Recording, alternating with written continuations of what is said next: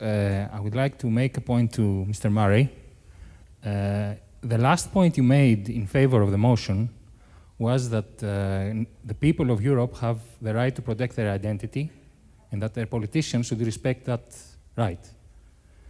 And I would like to ask you why you feel that the presence of 1 or 2 or 1,000 people with a different identity within a society threatens the identity of the people who were in the society originally. Whether you believe that is a legitimate concern or a primal fear, and whether you agree that when a primal fear drives a crowd, they become a mob, and that a politician should follow a mob and not provide leadership by calming the mob down and giving them a reason. That is my question. Thank you. And towards the back.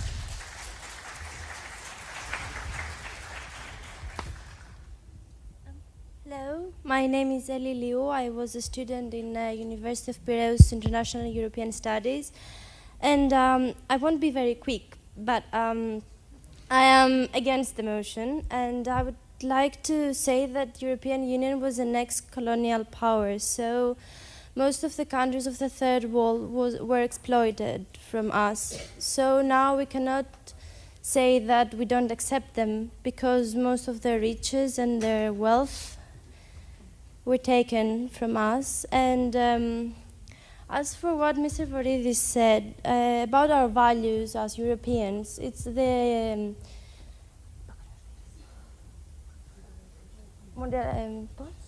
globalization that takes Just repeat that sentence, will you, please? You stopped in the middle.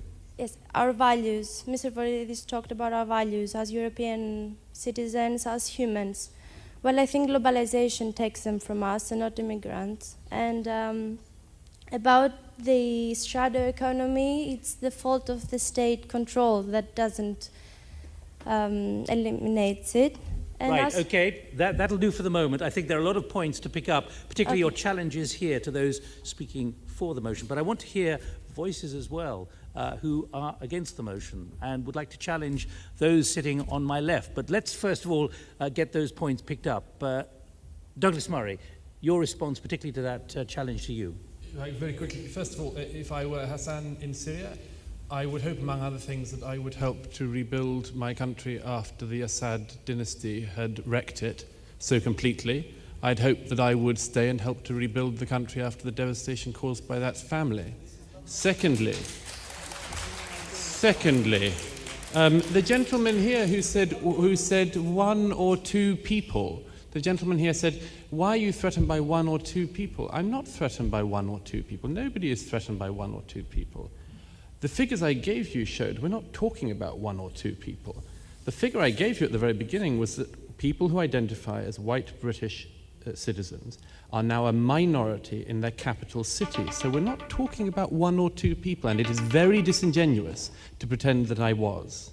Thirdly, the lady at the back, you say colonialism. I'd like to return the question to you. I don't deny the crimes of colonialism, not for a moment. I'd like to ask you a question. How long do former colonial countries have to be punished for then? How long do we have to have our identity erased for? Is there any end limit to it in your eyes, or is it only at the point of complete negation? And finally, why is it that it's only European former colonialist countries? One of the largest and most significant and longest colonial powers in history was the Turkish Empire. Do we do this to Turkey? Do we say to Turkey, you must have your identity erased as well as punishment for the past? Almost every single people in the world at some point has done something historically they could be punished for.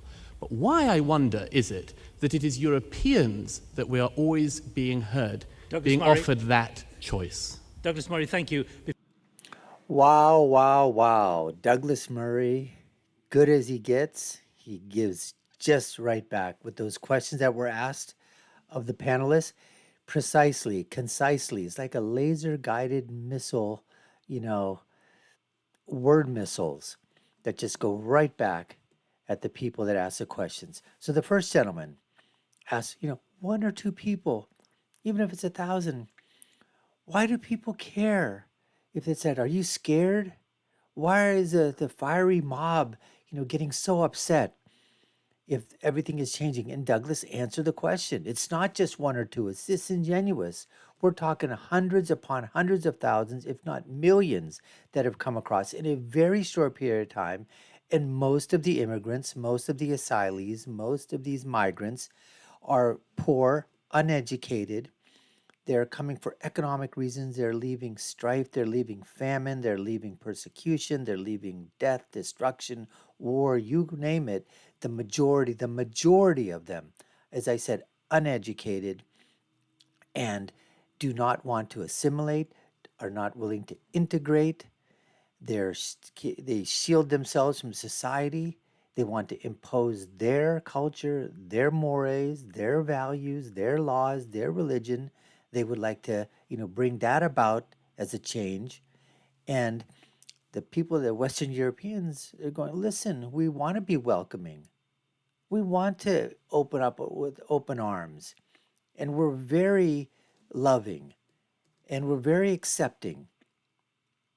But things are changing so fast, just like he was mentioning in the city of London, the white Britishers, the white Europeans feel that, you know what's happened all of a sudden? And that's a question. That doesn't mean that you're racist or bigoted, you're just wondering what's going on. And then for the girl, basically, that was talking about the imperial colonial powers and how they raided and took from everybody, and how come we continue to blame the West, Western European, blame America, blame all the countries, Spain, Britain. What about Spain? What was their thing in this here? And as Douglas pointed out, what about one of the greatest empires in the world at that time that dominated for centuries? The Turkish Empire, the Ottoman Empire.